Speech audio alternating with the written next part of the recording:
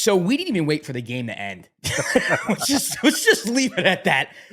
The Celtics just tied the record for the most 3-pointers in a game with 29. They're probably going to break it because they tied that record with 9 minutes left to go in the fourth quarter. So they're going to break that record. If they don't break the record, I'll be shocked. I'm a Knicks fan. Obviously, you can see from the hat. Listen, this is my take from the game. This is my take. I don't think a single team in NBA history would beat the Boston Celtics tonight. That's my take. That is my take from this game. But the first quarter, don't get me wrong, I was very upset about what I was seeing from the Knicks, especially defensively, especially from Karl-Anthony Towns, and I'll get into that. But what I want to do first is give props to the Boston Celtics, because to me, this is more about the Celtics than it is the New York Knicks. I think it's very easy to point to a team getting smacked and being like, well, that team is terrible. That team has a lot of work to do. And don't get me wrong, the Knicks do have a lot of work to do. But to me, this game was more about just how good the Boston Celtics are. And that's not going to stop. Last year wasn't a fluke. Yes, they might have had a quote unquote easy route to the finals and whatnot, whatever you want to say. They would have beat anybody in their way. There's just no doubt in my mind. It doesn't matter who you would have put in front of them. They would have won the championship. This team is really freaking good. And at their best, they're one of the best teams in history. And I think they've proved that tonight. And I don't think it's hyperbole to say, I can't think of a single team on, I'm not saying peak versus peak. I mean, if they just would have showed up today to play the Boston Celtics, I don't know if there's a single team in NBA history going to beat the Celtics tonight. Just tonight. Tonight. I'm not saying I'm picking this team in a 7-game series over Jordan's Bulls or KD Steph Warriors. I'm just saying tonight, the way the Boston Celtics played, I've never seen anything like that before. Unbelievable shooting performance, and it's not even done. They're probably still draining threes on the Knicks right now. It's probably a 30-point game at this point. Just an awful, awful night to be a Knicks fan, especially one who was looking forward to this new roster. You know, Kwab, let me get your opinion on the game first before I get into my rant about the Knicks. We're doing this live reaction with we started with 8 minutes still left in the fourth quarter, and it's a 32-point game right now. It's probably going to get worse. I agree with your sentiments. Like, Boston just looked really good. We did a Boston preview when we talked about they brought everybody back, 13 players back. You don't get that type of continuity from a championship team. Like, usually you end up missing a piece here and changing bench pieces. Teams try to overthink it and be like, oh, we need to add this. They brought back the same team. The chemistry was on point, and you could see that from the start of the game. And it was one team that had a championship run with perfect chemistry, and another team as the Knicks who are trying to find your chemistry, who are trying to build, but have really high expectations because of the moves they made in the offseason. Some of the shooting has been crazy, but the ball movement insane, bro. The ball movement has been on point. I blame Steve Kerr. Yeah, of course. This is Steve Kerr's fault, 100%. You did this. You did this, Steve. Thank you. This is your fault. You did this. I appreciate it. Yeah, and now we have to suffer the consequences for your actions in the Olympics. Thank you very much. I appreciate it. Now I'm really interested to see what the Golden State Celtics game is going to look like, because that's going to be a mess when that goes down. But Tatum's shot has looked amazing. It didn't look this good during the championship run during the summer. It looked on point. This is the best game I've ever seen from Jayson Tatum. I don't think I could probably one of the best. Celtics fans could probably in the comments be like, well, there was just one game. I'm sure he's probably had more points at a different time, but just efficiently decision making. I mean, his decision making. You know, I had a beef in the first quarter because the Knicks were playing drop coverage. I hate drop coverage. So they're playing drop coverage on Jayson Tatum. He comes, drop coverage, shoots a 3, hits it. Another drop coverage, hits a 3. And in my mind, I'm like, well, you spent all this money on OG. You traded all this stuff for Mikal Bridges. I know drop coverage doesn't have to do with them specifically, but you want to have a presence on the perimeter, right? That's what you have these players for. Josh Hart, the same reason. Pressure the ball. Trap the pick and roll. Do something to enforce your will. Don't let the Celtics dictate the terms here. That was my problem with the Knicks in their first quarters. You were letting the Celtics dictate what happened, especially on the perimeter. The Celtics game is simple. We're going to shoot as many threes as we possibly can, and we're going to hit most of them because we can shoot the 3. We're going to get in the paint, and we're going to drive and kick if possible, and we're going to shoot the 3. I understand there's a fear of overhelping or maybe trapping, and then there's ball movement because the Celtics move the ball so well. But drop coverage, you're just giving a player just a reason to shoot in rhythm. And Jayson Tatum got going early. Yep. And to his credit, when Tibbs switched up the coverage just a little bit, he made a beautiful left-handed swing pass to Derek White with Deuce McBride in help. And Deuce wasn't really helping out that much. It wasn't like Deuce was over helping. He was in good position, I would say. And Tatum hit him right in the money with a left-handed cross-court pass. He hit it. One time on a pick and roll, Jaylen helped out on the weak side. He saw it happen. Once Jaylen hedged, he kicked it out to Derek White. He hit a three. So there's a part of me that's like, oh, I hate drop coverage. Can we try something else? But when they tried something else, they still got burned because Jayson Tatum was making all the right passes and the Celtics moved the ball so well. So, I went from the first quarter, and if you look at my Twitter, it's just me ranting about the defense. I went from the first quarter like pissed off that the defense wasn't dictating terms and they couldn't stop, the Celtics, to like quickly realizing, oh, like there's nothing that they could have done today. Like that's just the type of game it was. Again, like I think that comes down to continuity and knowing like they know what you're good at. So like you throw different type of coverages. You're comfortable swinging the ball and going into different type of action. I think the other thing that I noticed right away when the game started was they put Drew Holiday on Cat. And then they put Drew Holiday on Cat. He's at the 3-point line. And he's at the 3-point line. And then put Horford on Josh Hart. And my thing was like, okay, that's a thing they usually get comfortable with because Drew likes guarding bigger players.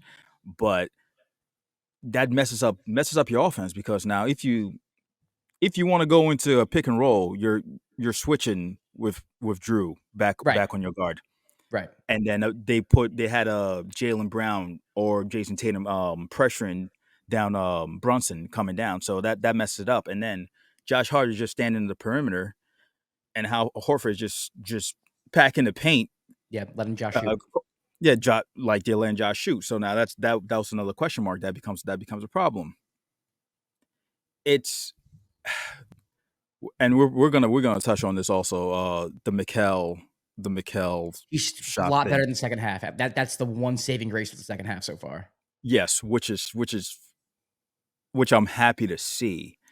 My concern when it comes to that has always, like, when I started seeing the stuff that was coming over, that was showing up during preseason, and even before the game, somebody put up a video of the shooting form, is that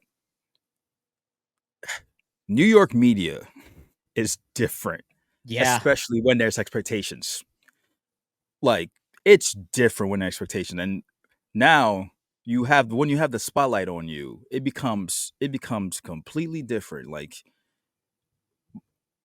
I'm worried about if he has like how he played the first half was basically just breaking with that weird form. If that was to happen in the Garden in the first half, that's not. Y'all know how the fans are. Yeah, I get it. If this game was in Madison Square Garden, Mikal Bridges would have been booed. Is what you're saying? As I'm saying, like it becomes a pressure cooker. So I was happy to see like he kind of went into like fucking mode and was like, yo, I'm just gonna go, which he needed to do to start the first half. Yeah. But watching the Knicks offense, it felt like. And maybe I'm not giving the Celtics enough credit on defense because they've always been a good defensive team. Like it just felt like the Knicks were kind of just trying to figure it out. But they weren't playing bad on offense, man. They were shooting like 55% last time I checked. I get what you're saying. Yes. You're not wrong. Yeah. To me, a big problem is the fact that like it's the same thing with the Warriors, right? Like back in the day, it was like the Houston Rockets strategy against the Warriors was like, we got to hit threes. Like we have to match the math. Yes, like, we have to outmath them. And right now, the Celtics are not just out-mathing the Knicks. They are literally like, they're out-mathing the Knicks and kicking the crap out of them. And you're going to lose by 30. Like the Knicks have to shoot more. I think at the time I checked, they were 5 for 15 for 3. And the Celtics hit 20 plus threes. It's like the Celtics have hit more threes than you have taken. And it's not, that's the Knicks have to figure out a way to get more threes. I know they got Bridges so he can hit the corner 3. OG and Anunoby can hit open 3, but they have to figure out a way to beat this. Like they built this roster, and this is nothing I wanted to say. The whole reason behind this roster was to beat this team, to beat the Boston Celtics. I agree. That's why they put this roster together. That was the vision that Leon had. It wasn't to be the best possible team we could probably be. It's specifically to beat this team, right? So you have OG, you have Mikal. I guess Cat gives you offensively, gives you the stretchability that you need for Brunson to operate, and you can have more pointers with Cat. But you have to match the math. So that's my complaint with the Knicks on the offensive end. It's like they didn't look for the three ball enough. I mean, you would have Jayson Tatum hit an open three, and then even if the Knicks scored on the other end, it's like Jalen Brunson fighting his ass off to get into the paint with a floater. It's just so difficult. It's like the Celtics are getting an easy three, and the Knicks are getting a hard fought, like grind it out two. So you're not the math's not mathing, and the effort that you're taking is way more. It's just deflating. It's so deflating. And to me, the Knicks obviously have a lot to work on. I'm not as discouraged because, again, they're playing the Celtics, which to me right now are the best team in the league by maybe a lot more of a margin than I thought they were. They play the Pacers again in a couple days, so we'll see what happens there. But a lot of work to do. Very humbling if you're a Knicks fan. Very, very humbling. Is there anything else? Yeah, I was going to say, going back to your math that you said, right now with 2 minutes left, the Knicks are 11 for 29 from three. Okay. And the Celtics have hit 29 threes. Oh, so they haven't broke the record yet because they haven't broke the record yet. Okay. No, but still, back to your point, like the Knicks have only taken 29 threes, and the Celtics have made 29 threes. Just math wise, it's like you're gonna be in the rut. Yeah, go ahead. Yeah, like shooting 29 threes is a lot of threes to shoot. It's not like that's not like, you know what I mean? And the Celtics are hitting that many. They're hitting that many. It's like you have to be on cocaine from three. You really do if you're going to beat the Celtics. I think the broadcast said the Celtics averaged like 16 made threes per game last season, and they made that in the first half. Like they've 17. The whole point was like they've been wanting to shoot more threes going into the season. So yeah, as they wanted, as it's done. So it's been I can as a Knicks fan, I feel for you because I know it's like you're excited. It's opening day, but again, it's only game one. I didn't have expectations, to be fair. I wasn't like, oh, they're going to beat the Celtics today. But you want a competitive game. You want a competitive game. Keep it close. If you lose by 6, great. That's fine. Okay. But, you know, it's just kind of deflating. Again, another thing, you know, at the half, they had one offensive rebound. The New York Knicks. The Celtics had 6. Yeah, that's the big. The identity last year. Like there were possessions where Knicks got 3-4 offensive rebounds in a possession. Yes. You know what I mean? Yeah. So to me, it's like, all right, well, that part of us might be gone. Obviously, it's one game. You don't want to overreact. But if it becomes a trend, that's going to be very concerning. I don't know what the number is they're going to end up with, but they had 2 at the time that I last checked. So it's just like, man, this is a different team. This is a different Knicks team. They have to figure out their identity. They got to figure out what they're good at. They have to tighten it up on the perimeter defensively. Tibbs has to figure out a game plan to stop the Celtics from shooting this many damn threes. I don't know what that is. Maybe this is very, I don't want to say anti-Tibbs, but just the opposite of what he thinks his philosophy. Maybe you kind of give up the 2. You kind of give up the paint in some. I'm not saying open layups. But you push but there's up so more. Many times the Knicks are, especially Cat had an awful. Oh my, Cat was awful in the first half defensively, not pressuring the ball, leaving his man wide open for 3 just to protect the paint. And it's like, yeah, you know what, man, I'd rather Al Horford take a floater, or even Jaylen Brown take a floater in the paint than leaving Derek White open for 3. Even if Al's hitting the 3, leaving Al Horford open. I get what you're thinking, but this is a different game. Like it's too easy for players. You can't leave players open from 3. You can't do that anymore.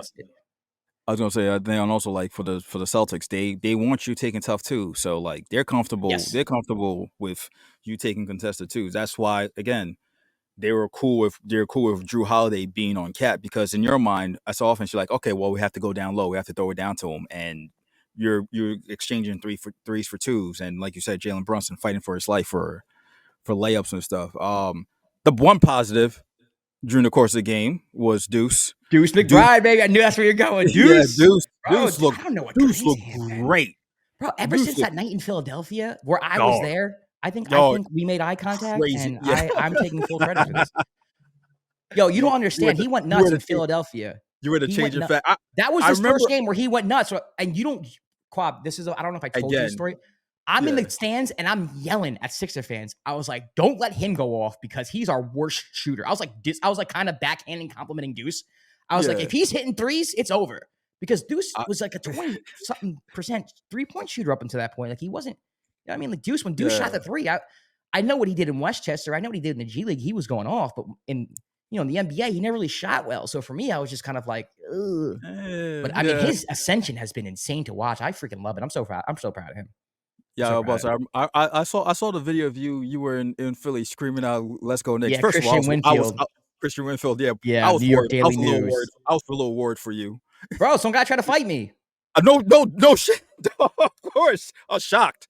He's like, "Do you know where you are? You're in Philadelphia." I'm like, "Bro, I'm from New York. You don't think I know about Philadelphia? Are you like you seriously don't? You think I'm in the stands like, what, Philadelphia? What? Yeah, Like you were wild. everybody in the country knows about Philadelphia sports fans. I was yelling at Embiid. He's like, "Bro, you know you're in Philly, right?" I'm like, I'm in Philadelphia. Oh my god, shocked. That's crazy. It's crazy. It's crazy. It's crazy. But hey, I think I was gonna say with Deuce, if he keeps playing like this, he might end up winning the Sixth Man of the Year. So yeah, he looked great, and it kind of reminded me brought me back to like, okay, if Tibbs is very comfortable with like playing him heavy minutes and allowing him to just go off, kind of like he did with Quickly. Yeah. Back in the day, it could be a great factor going into it. Because the one thing I was worried about with the Knicks moving forward was like your bench because of the injuries and stuff. Like, what is the bench going to look like? So, Deuce looked good. Campaign did some things. He's all right. Yeah. I wanted to see Tyler. Tyler Cloak didn't get any minutes. Yeah, at all. Yeah, which is tough because I feel like he ended up getting like 4 minutes at the end of the game when it was like, oh, it don't matter. But it didn't matter. Yeah. Yeah, he got minutes. Yeah, which shocked me. I was like, okay, threw him in there early, but I guess he was trying to find something. Yeah. But yeah, it's just like I said, it's just game one. It hopefully looks different game two. Yeah, I mean We'll see. yeah. They had a hard time guarding the Pacers last year too. I mean, and that's the thing. The Knicks are missing a lot of players last year, but the one thing I'll give the Pacers credit is the Knicks couldn't guard them at the end of the series, regardless of who was on the floor. So I'm looking forward to see how the Knicks guard the Pacers because that's going to speak a lot of volumes. If you have I know the Pacers are great offensively and Tyrese Halliburton is a very crafty playmaker, but if you have as much trouble guarding the Pacers as you had, guarding the Celtics today, then I'm going to be a bit worried. The Pacers are going to score. There's no doubt about it. I'm not asking to be perfect, but I don't want to see a dreadful defensive performance from the Knicks. I'll start being worried for you as a Knicks fan if you guys go in there, if you guys play the Pacers and TJ McConnell's on your asses again. You know what I mean? Yeah, it's game 7 all over again. Yeah. I mean, that's when it's a red flag. But hey, it's the season started. The timeline is very toxic already. Some of the shit I've seen, I was like, yo, it's here we go. Mikel building bridges. That's Mikel. They call him Mikel Gilchrist Bridges. Somebody said you're about to put WD-40 on the GOAT. I'm like, yo, y'all got to relax. But one game. It's one game. It's one game. Mikel's at the bottom of my list as things to be concerned about right now, if I'm being honest with you. But it is what it is. Like I said, I think this is more about the Celtics being great than it is the Knicks being bad. The Celtics just showed, hey, y'all, you are not on our level. You're not on our level right now. And the Knicks have a lot of work to do. They have 81 games to figure this out. That's how I'm looking at this. Do you think that this looks different if Mitchell Robinson's available? This game? Because I'm and also don't forget, like KP was out today. Yeah. Like, the Celtics are hurt too. Great call. No, I was more thinking along the lines of because Mitch Rob has always been one of the best offensive rebounders in the league. Yeah, you guys rebounding wise, you looked like I was like, what is happening? Your team was the team of like, yo, we're gonna finish possessions, rebound, and we're gonna keep over rebounding you and putting you in hell. It's just I think I saw Josh Hart get one offensive rebound the whole game. I was like, yo, this is not the Knicks team I was booing last year. What is happening? This I don't like this. All right, so I might go live after the Lakers Timberwolves game. We'll see what happens, but Kwab and I definitely gonna do an episode later in the week. Maybe more live reactions. So stay tuned to that. Make sure you subscribe. Leave a comment. Let us know what you think of the game for sure. We want to involve your YouTube comments. The problem is not enough people comment for us to actually do a show about it, but we do use our Twitter at the Dime NBA. We do a segment called Poll Dancing where we put up polls on on our Twitter page, and then we take the results of that poll and we do segments about that. So please make sure to follow that as well. For For Kwab, at Kwab AKS, I'm Josh Rodriguez. We'll see you Real next time. quick, So real go ahead. quick, real quick. What Josh said, like to all the people, like all my friends and homies that are like, oh my god, I watched the show. Cool, man. Subscribe and fucking leave a comment. Just leave a comment, bro. Like that's all. We don't Bro, believe you. I don't I'm believe like, a single person. I don't like believe a single person when they tell me to I watch shows. believe Not one y'all. person. I know, and I appreciate you. I Know, I believe Zach. appreciate y'all. Zach's the only person I believe. I That's it. appreciate y'all. I got Zach's like a the couple. only- I even got Yeah. family. I'm like, yo, I checked out the show. It's great, awesome. Like, cool, bro. Hit the subscribe button. Hit that little Right. bell, whatever. And like, leave a comment. I don't care. Yeah. Troll if you want. I'm cool with the trolls, bro. Oh yeah, I don't care. Yeah. Yeah. That's all good and fun. So yeah, please, like, you know what I mean. I'm not begging, but like, I'm asking. Like, you know me. Yeah. Act like you know me. Word. All right. We'll catch you later. Peace.